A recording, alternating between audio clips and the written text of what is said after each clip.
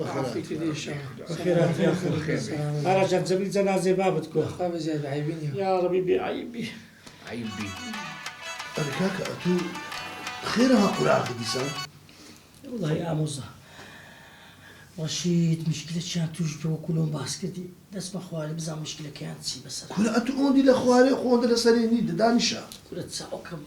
أمش كاكا وكبراء أنا. أمر خوالي. سعدي بس لو زيادة الحامة بس. دهاني بلا تساوكم. والله وبالله وتالله تزانب تازي بلا ما دبلي لهم بس كاكا رشيد جناحه تساوكم استديموا باشا.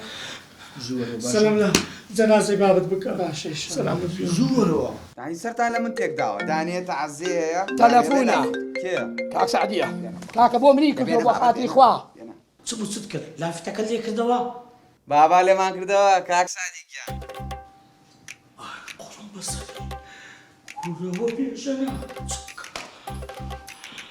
اي ويدي كاكا بيجن بونو عيني ما دقيتيوا ها ولاي هوا زايد سباب بصراتيا صالحي بدامر صالح وعفويك بو كاك سعدي ترمكي ابن بو دبي ديارة كل وتشي راضي بيري وانا زاني صعبت لقدكم كل عزيزكم تازه مرتازه سبحان الله والله كاك سعدي يعني او نفرتو في ولد كردوها ترسموكم مسألة لا هنارك الله اسم بو دبي دي بولايما اين ما اشتكي وابي كل بتمام بس ما دبي بس هل است تلفون ياك قلت كاكا صالح براد مجديا تعزيل يا ربو كان جاري بريان ما ندار دوای تو خسارة چیه دکه چیلی عقیبه ستو هیا چی شده سر هیا كاكا سرپرشتي تعزية كاكم دعاي خلق سين بيلا باني دباني كل بیشان جنب قربان دم كل هوارتونی بس برو لایلی موی او امن استادیم با قربان دم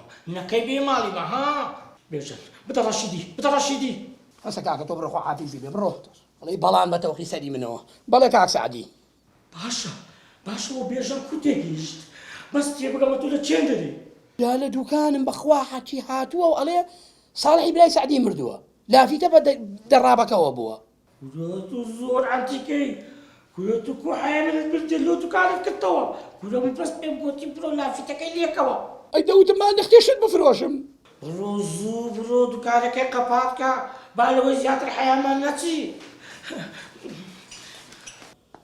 كاين جات بلا دستور سعدي دروزن سعدي كذاب